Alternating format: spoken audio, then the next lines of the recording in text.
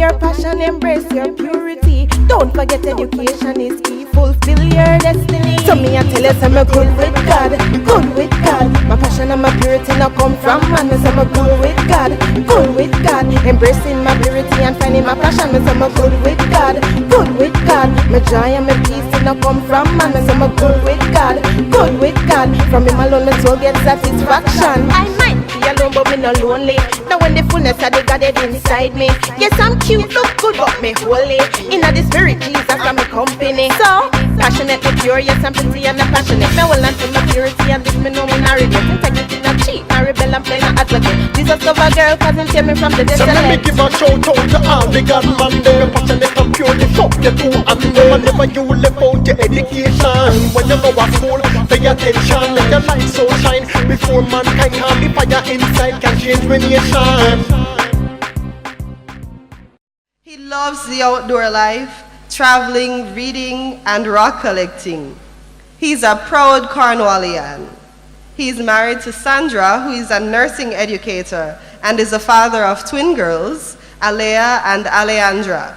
Reverend Morris's motto is this: no reserves, no retreat, and no regrets. No reserves, no retreats, no regrets. Let us welcome Reverend Paul Morris. Good morning, passion and purity. It's really good to be here. And I know that at some point in time in the life of this ministry, I would be privileged to share with this wonderful body of young people, teachers, teenagers, parents, ministers, in the great work that Passion and Purity has been doing in Jamaica and across the world via the World Wide Web. Put your hands together for Passion and Purity. I will be addressing a topic that has floored many a counselor and philosopher and theologian. I guess this is where maybe Passion and Purity will take me completely under their wings, because I would have solved a problem or a challenge that they have taken on full time, helping young people to find their passion and to pursue it. We've been told that there are some simple ways to find your passion, and when you read the literature, when you read and you listen to speakers, you hear all kinds of, you hear 5 points, 3 points, 10 points, 12 points to finding and pursuing your passion. But I stand here this morning to just add my little bit to the dialogue and to encourage every person, whether you are young or you're old, to not give up if you are yet to find your passion. There are many pathways to finding and pursuing your passion. And I believe that as many persons inside here, there could be a story as to how you found your passion. And I'm sure that those who are yet to find theirs are anxious to hear what yours is and what mine is also. Because I've been asked to share in the conference that is focused on information technology, I've attempted to put together a PowerPoint presentation so I will not be too outdated. I'd like to have the accompaniment. I will divert from time to time, but there's something in the presentation that I cannot reenact or act out, because it's somebody's story spoken in their own words, and I would like to share that with you for a couple of minutes.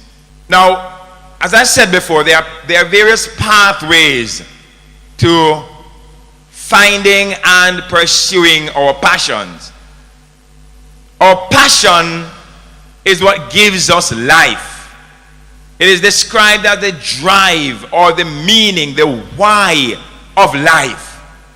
Why do I exist? Why am I here?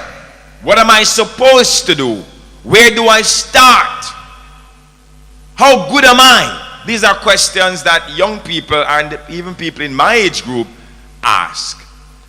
There's one thing which the presentation, a little video clip that I'll be showing you, helps us to find our passion or to pursuing if we have found our passion. There's something about life that helps to crystallize or to focus our lives.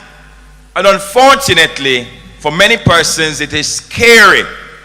But none of us inside here, if you can pinch yourself and feel it, can deny that this is one thing that gets us going in the business of life and purpose. I have just 3 brave volunteers out here.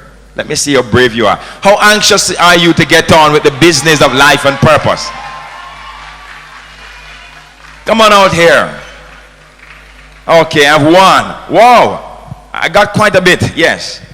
What I want you to do for me, and you're going to take 30 seconds to do it.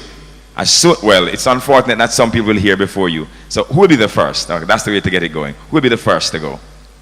Should I pick? Okay, I'm going to ask you to go first. All right, put your hands together for her. Come on, come on. All right, this is the scenario, and you're going to do it as best as you can with all emotions. You have 10 minutes. Or let me just extend it. You have 10 days to live. Start talking to us indirectly. 10 days? And I haven't completed my bucket list? I haven't gone to space and come back? I don't even know if I'm right with God yet. I'm not married. I'm not a doctor yet. I don't even have my dream phone or dream car or dream house. Not in my convertible yet. Right, Danita? 10 days? 10 days? I might as well just die now. Okay, all right. Let's see how original we can get. You got something? Lord of His mercy. 8 days to live. What am I going to do?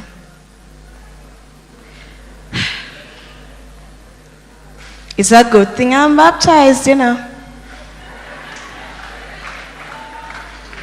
Because I know I'm right with my God already. So, Grim Reaper, Mr. Grim Reaper, give me my 8 days to live. I know I'm right with my God already. Okay, put your hands together for her. It's getting more interesting. 8 days, same way? 7 days. All right, so it's a go down now. 7 days. Gotta tell your favorite number, you know. Oh boy, 7 days. I'm not ready. I mean, we're not for really love this world, but I'm really not ready. I've always dreamed of going to Paris to look at the art worlds, and the fashion and the beauty, and to get a Ferrari, and to get a family picket fence. So much something. God, 7 days? All right, so it's start day 1. Get pizza, day 2. Burger, day 3. What else? Day 3. God, my life still, you know, I'm not really ready, but I go on do a thing and go on spread your word and go on tell people about you. Yeah. That's right. Pay attention.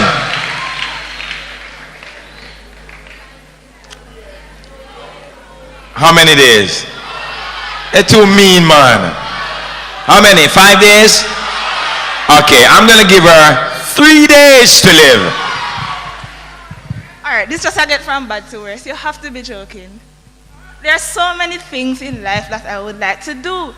But I need like $1 million or at least 500,000. I know I can barely find $100. But I forgot just to make the best of it. I don't know what will become of it, but what am I going to do? Death is death. Lord, take me when you want me. You know what? These young ladies have done a wonderful thing for me. Put your hands together for them. Thank you. You may go back to your seats. Okay? Please be on call. Now, finding a pathway and fulfilling your purpose. That's something, as we see unfolded in the drama, that many of us only give attention to when we are told that our time has run out or is running out. But can I tell you, ladies and gentlemen, that from the moment we were born, our days are numbered. The psalmist asked the Lord to remind him that his days are numbered and to teach him wisdom. That is, to show me a path that when the last day, the last breath comes out of me, I am of no good to the world. It is the Apostle Paul who speaks about this matter in Philippians when he expressed a deep desire to know God. Let me see somebody who here, you have a desire beyond what you're actually experiencing now. You want to know God deeper. You want to know God even if you don't start yet. I'm not gonna start at 1. I want to start at 10. When you look at what is happening, you say, God, I don't want to go to kindergarten with you, Lord. I want to start at college level, Lord. Even if I have to spend 10 years in college, I'd rather that. Let me see those persons. You really recognize it is urgent to get to know God better. I can feel your passion. Because even after nearly going on to 30 years of being a Christian, that's how I feel.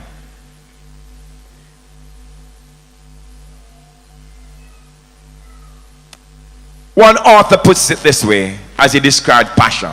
He says, passion or purpose is when what you desire to do so badly that you can't live without doing it meets the world's greatest need. The problem for many of us is that we have downloaded so many things in our lives that we no longer have a longing beyond where we are and what we are doing. Or for those persons who are still exploring, we have been told many things. We have been told to do well in school, to get all ones in your CSEC and your CAPE, and then you will begin to feel the passion for success. There's a difference between passion and success. For many persons, success is a long-term experience. Passion is needed at every point of your journey. It is that which says in the face of failure. It is that which says in the face of your mathematics or your chemistry or your physics teacher that this child is just not giving up. I've already decided, I've already looked at the grades, and I've already made up my mind as to who I'm going to recommend to sit the subject, but this girl keeps bothering me. Sir, I want to do the physics. Sir, I want to do the chemistry. Sir, I want to do the biology. You may not be experiencing success, but there's something inside of you saying, I can do this. Turn to your neighbor and say, I can do this. Think about something that has been hindering you like a stone wall. It has been blocking your journey. Think about it and turn to your neighbor. They may not know what exactly you're talking about, and say, I can do this. If you said that with meaning, it meant that there's some passion deep down inside of you. It is saying to you that I am more than my grades. It is said that after kindergarten, we begin to lose our passion. Primary school maybe on meaning for life. Because then we get thrown into a bigger group, a more competitive group, and then you begin to listen to the voices outside of you, and you stop believing that I can do this. I want to tell you quickly, because the time is gone, a little story about a young man. An American, of course. Fortunately, I do have a Jamaican, but American. His name is William Borden. Billy Borden. He was the heir to a multi-million-dollar dairy farm. He was a brilliant chap. He had accepted Christ as a youngster in Chicago. And when he was finished high school, his parents being wealthy, sent him on a trip around the world before starting college, as well-to-do people do. As he traveled around Asia and Africa, he saw abject poverty. He saw things that broke him. And when he returned, he was already converted in his heart, but he hid it from his father. He said to himself, I'm going to do this.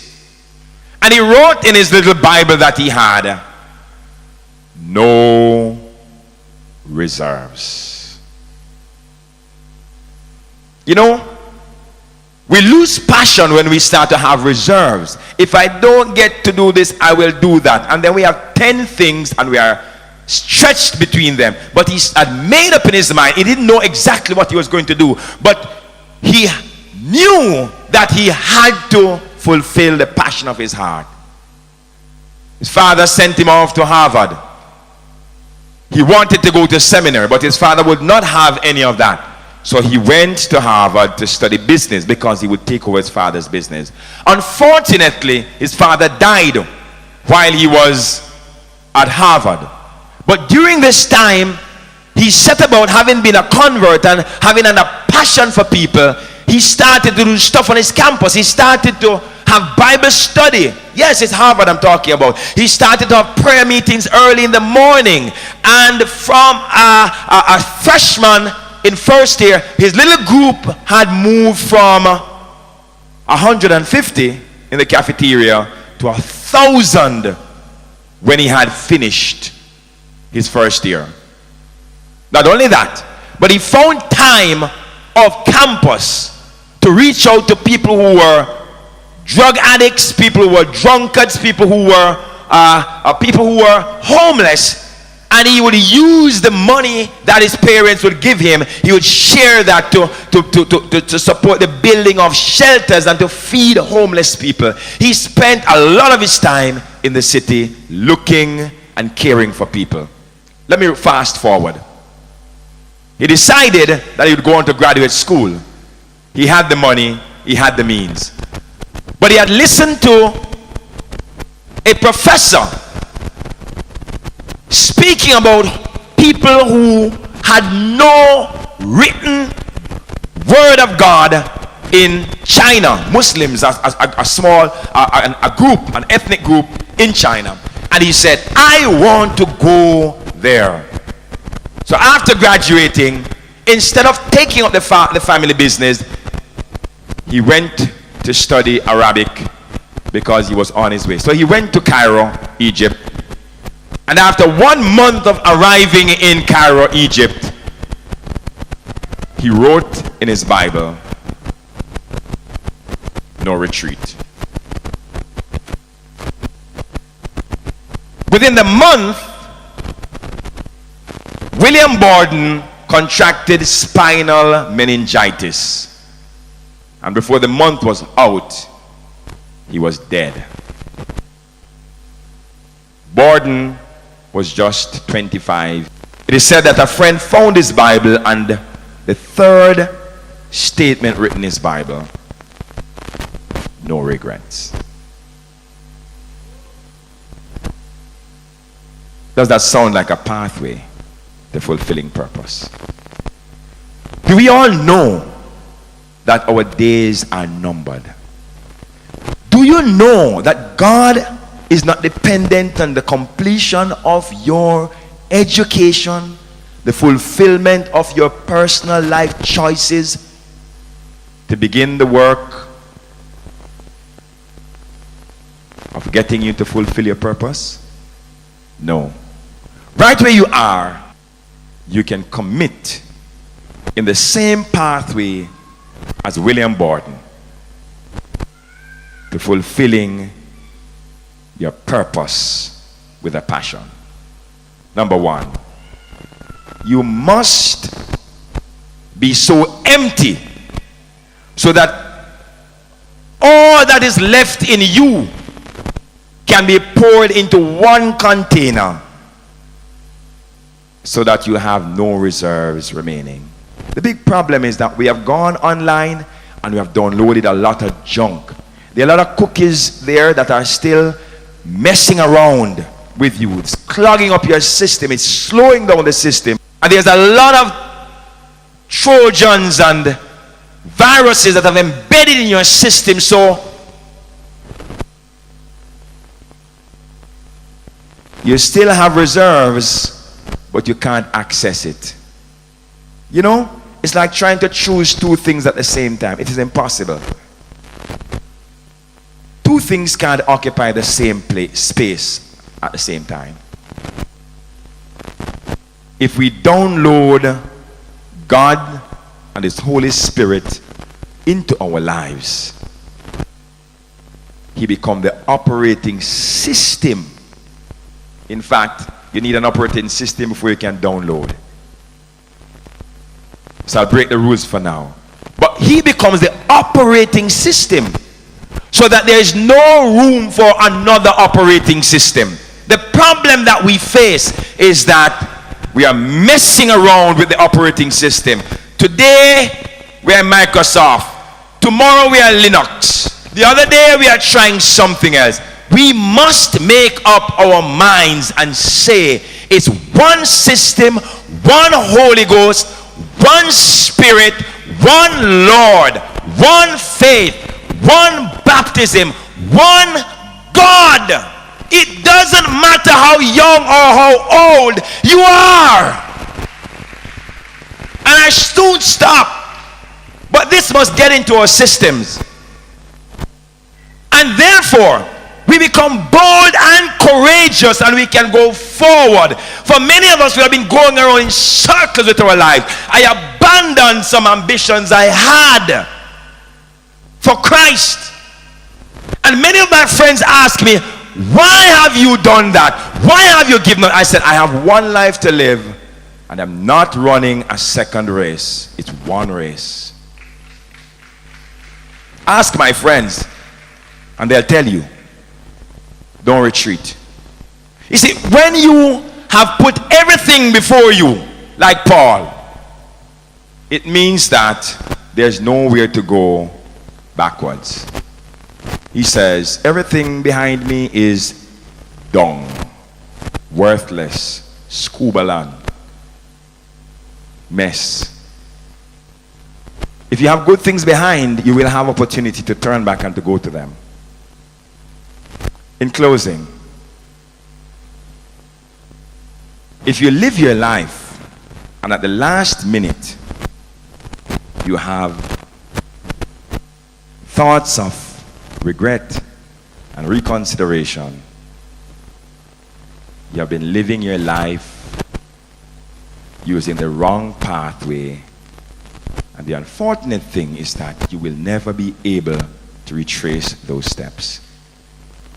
Can we make a commitment today that whatever you're currently doing, whatever you have downloaded, whatever you have upgraded in your life, you can say, if today is my last day, if I should be diagnosed with a terminal illness, I will look at life and say, thank you for the 10 years, the 20 years, the 25 years that you gave to me, God. I have no regrets. I can stand here before you and tell you this, that if I should die today, I have no regrets, because I have chosen my pathway.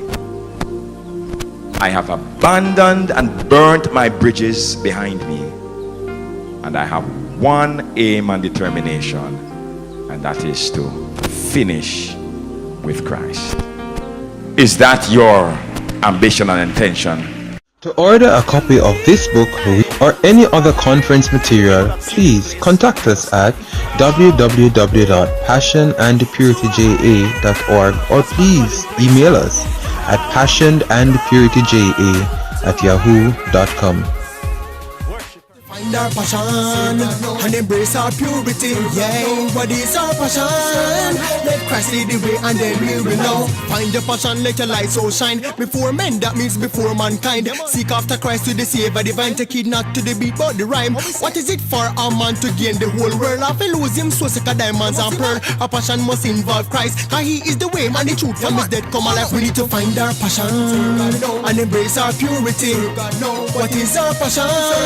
Let Christ lead the way and then we will know purity. How can I embrace that? It's not easy, and as a youth I can attest to that. It's a fact, but it can be done. Now let me show you now. Come, that strength is made complete in man's weakness. Trials come our way just to bring success. To remain pure, we have to give off our best. To keep our purity is a part of God. Yes, we need to find our passion and embrace our purity. What is our passion? Let Christ lead the way and then we will know. Mind our passion and embrace our purity. What is our passion? Let Christ lead the way and then we will know.